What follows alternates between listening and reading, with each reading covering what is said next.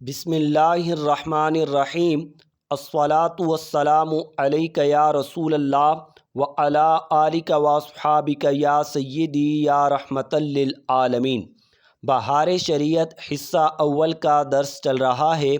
عالم برزخ کا بیان چیپٹر سے آخری مسئلہ بیان کیا جا رہا ہے۔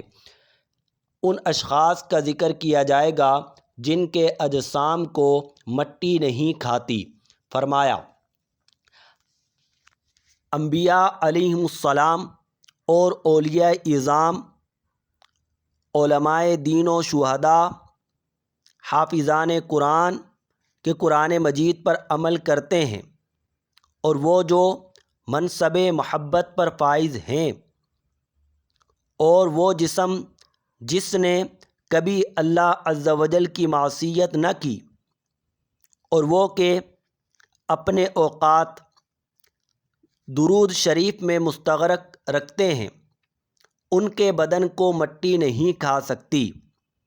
یعنی انبیاء کے بدن کو بھی مٹی نہیں کھا سکتی، اولیاء کے بدن کو بھی مٹی نہیں کھا سکتی، علماء دین، شہداء اور حافظ قرآن جو قرآن پاک پر عمل کرتے ہیں، ان کے بدن کو بھی مٹی نہیں کھا سکتی۔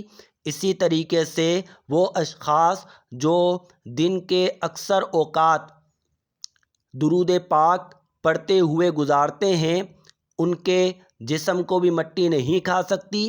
اسی طریقے سے وہ لوگ جنہوں نے کبھی گناہ نہیں کیا، گناہ سے بالکل بچ کے رہتے ہیں، ان کے بدن کو بھی مٹی نہیں کھا سکتی۔ فرمایا جو شخص انبیاء کرام علیہم الصلاۃ والسلام کی شان میں یہ خبیث کلمہ کہے کہ مر کے مٹی میں مل گئے، جو یہ بات کہے جیسا کہ بدعقیدہ لوگوں نے کہی، اسماعیل دہلوی نے کہی، جس کی تفصیل آگے آ جائے گی، جو شخص انبیاء کے بارے میں یہ کہے کہ مر کے مٹی میں مل گئے، گمراہ، بددین، خبیث، مرتکب توہین ہے۔ اللہ تبارک و تعالی ہمارا خاتمہ ایمان پر فرمائے۔ عالم برزخ کا بیان چیپٹر آج کمپلیٹ ہوا۔